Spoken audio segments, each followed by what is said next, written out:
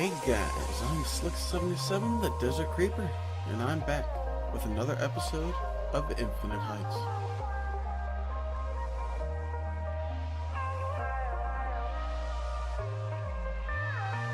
Part 1. Hashtag Humble Beginnings. Pickle was once a wee little cucumber, and he was different from the other cucumbers. Or Pickle would have been a he, if he was an animal, but being a veggie, he was, in fact, genderless. Even though they were raised in the same salty solution, Pickle knew things that the other cucumbers didn't. Something in his DNA, at some point in his so far very short life, went sour, but in a good way. Because Pickle was able to think, he managed to escape his place at the bottom of the jar and get himself over the lid, onto the shelf where his jar was, and eventually out the door of the local supermarket. Little did Pickle know, or maybe he did, he had an exciting adventure ahead of himself. And that's part 1. Till he went sour. Alright. Part 2. A Friendly Face. After rolling out of the supermarket's front door, Pickle decided that he wanted to stop being a cucumber and become a proper and bumpy pickle.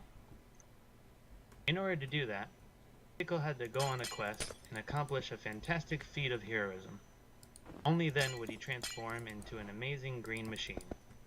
I mean, that's how evolution works, right? Unfortunately, as much as Pickle was able to think, he couldn't quite figure out how to do such a thing, or where he would find feet to assist him. Spelling wasn't one of his better talents. As he pondered this, Pickle unknowingly rolled into a forest that was across the road from the supermarket, but he soon noticed it when he bumped into a large man with a scruffy black beard. This man, simply known as the Duke, was a local forest dweller who actually lived in town, but would often spend several days fending for himself in the wild and scavenging for food, just for fun. After looking over the Duke for a few seconds, Pickle decided that this man looked like he was a wise and trustworthy person, and tried to yell at him for help and direction on his journey. However, Pickle, having no mouth, could not be heard by the Duke, but he was quickly spotted by the Duke's beard. "Look," it said, "a tasty treat is just lying on the ground for me to enjoy." Before Pickle could roll away, the Duke grabbed him off the ground, rinsed him off in the nearby river, and held Pickle over his gaping maw. The lightsaber scene was removed from this edition due to an anonymous request. What? I can give you the backstory on that if you want. Sure.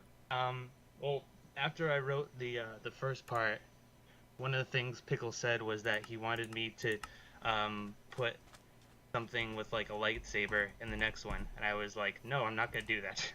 And I thought it'd be funny just to put in at the end of the next one, you know, just So the removal. kind of poking fun at him making the request. Very nice. Yeah. So yep, that's part 2.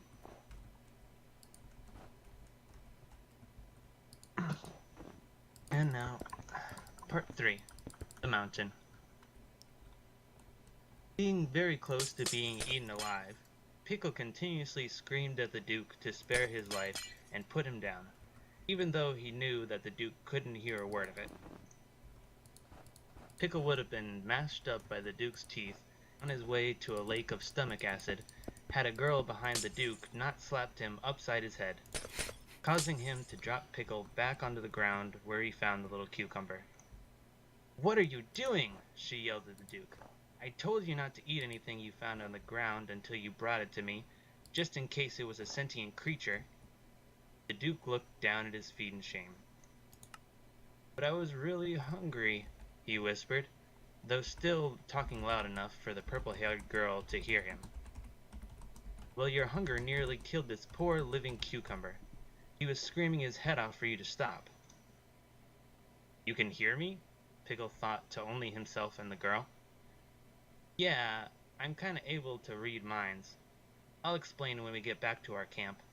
I'm Kissa, by the way.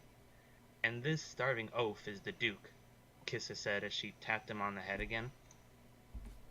Rubbing his temple, the Duke proclaimed, "What's up, dude?" He then looked down again with guilt. "I'm sorry I almost ate you. I promise it won't happen again, though I recommend you stay away from our jar of non-living cucumbers." Picking Pickle up off the ground, Kissa started walking back towards their campsite, with the Duke following right behind her. "So what's your name, fella?" "I'm Pickle," he thought in an awkward manner, fully aware that his name and species didn't match. "Pickle, huh?"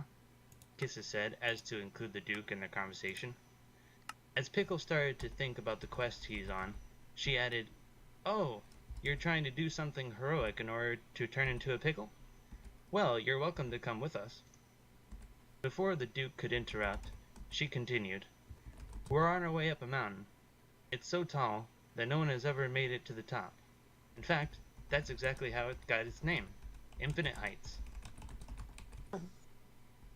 Pickle thought about it for a minute or so, and eventually came to the conclusion that this was probably the best chance he had right now at being able to do something of worth, and he agreed to go with them. So the three of them kept on walking, or two of them anyways, since Pickle was being held by Kissa, not knowing how many adversities they would have to face on their way up Infinite Heights. To be continued. Nice. Yep. Sweet. You should make like a troll at the top of the mountain named Slicks and make him like the hideous, most ugliest thing ever seen by mankind. And Pickle. And name it Slicks, yeah. And he 677 should specifically. he should threaten people by throwing sandstone. Yep. Sandbombs. You know, I will put that down as a possibility. Sweet. With his with his pet donkey exempt. Man, it sounds like these books are gonna go flying off the shelves. Okay. Because somebody's gonna be knocking him off.